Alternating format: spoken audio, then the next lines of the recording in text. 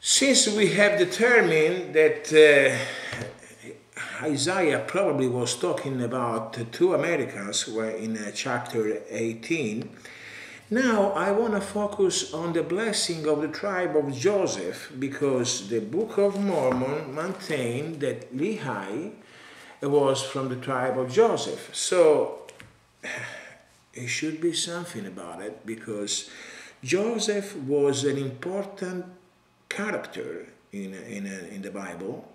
We know he was the person who saved the other brothers in Egypt. Also, he gave a blessing to,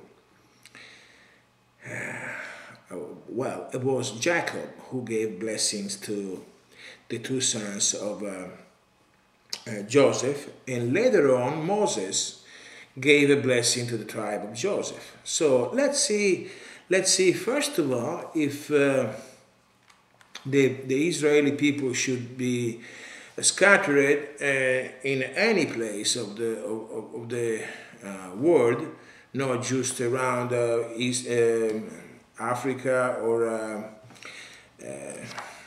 Asia or Europe. In Deuteronomy 28:64 it says, "And the Lord shall scatter thee among all people, from the one hand of the earth even unto the other." So it seems clear that this scattering would be everywhere, even in the two Americas. Yeah, also, let's go to see what Jacob, when he gave the blessing to the two sons of Joseph, he says in verse 1, "Called unto his sons and said, Gather yourselves together, that I may tell you that which shall befall you in the last days." So those are prophecies for the last days. We know that when he blessed Judah, he told about the scepter, the kingdom would be under Judah, and it's fulfilled. So presumably we have to think that also for Joseph the prophecy will be fulfilled. And he says in verse 22, "Joseph is a fruitful bough, even a fruitful bough by a well, whose branches run over the wall." At verse 26, "The blessings of thy father prevailed above the blessings of my progenitors." Who were his progenitors? Jacob, Isaac. Jacob was him, Isaac, and Abraham. And Abraham received the promised land. But he says that Joseph will prevail above the blessings of my progenitors unto the utmost bound of the everlasting hills. Yeah, we have another clue. "They shall be on the head of Joseph and on the crown of the head of him that he was separated from his brethren." So, if he's clearly referring to Joseph in Egypt, but it's important to see the everlasting hills. If you take a look at the map of the two Americas, you see the Rocky Mountains in the United States, and go down, you see the mountains of the Andes, and they are eternal because they begin at the very beginning, they end at the very end. There is no breaks. So we can say he's describing the Americas. Well, you may be still skeptical, but let's go ahead. And if we go, when in Genesis, we see that the real firstborn, it was Reuben at the beginning, but he committed fornication with the wife of Jacob, and so he was rejected like firstborn, and at his place was taken from Joseph. Joseph is the real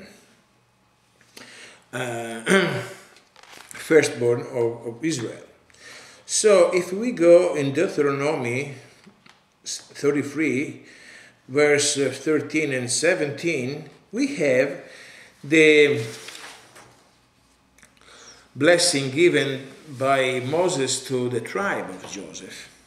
So let's see what he says. And of Joseph he said, "Blessed of the Lord be his land, for the precious things of heaven, for the dew, and for the deep that coucheth beneath, and for the precious fruit brought forth by the sun, and for the precious things put forth by the moon." That's here, it is clearly described the richest land on earth.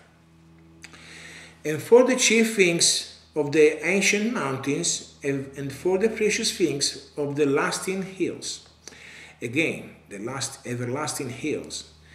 And in Israel there are not ancient mountains. "And for the precious things of the earth, and fullness thereof, and for the good will of him that dwelt in the bush. Let the blessing come upon the head of Joseph, and upon the top of the head of him that was separated from his brethren." So, again, it's mentioning the separation. We know that Lehi family was separated because was brought in another country. But let's see. "His glory is like the firstling of his bullock, and his horns are like the horns of unicorns. With them he shall push the people together to the ends of the earth, and they are the 10,000s of Ephraim, and they are the 10,000s of Manasseh." So we have something similar to the previous blessing, and is always referring to the most richest, the richest land on earth for Joseph, described from the everlasting hills, and the most, I would say, most rich. So now let's go and see what happened when Joshua, Joshua, lead the Israelis in Palestine, and at that point they divide the land between the tribes. Everybody was happy, but the tribe of Joseph wasn't.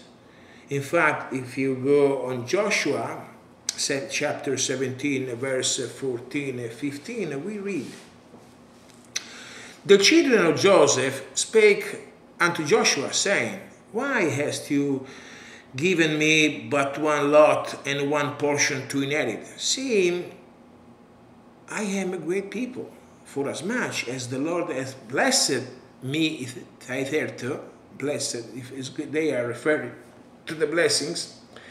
"And Joshua answered them, If thou be a great people, then get thee up to the wood country, and cut down for thyself there in the land of prophesies and of the giants, if Mount Ephraim be too narrow for thee."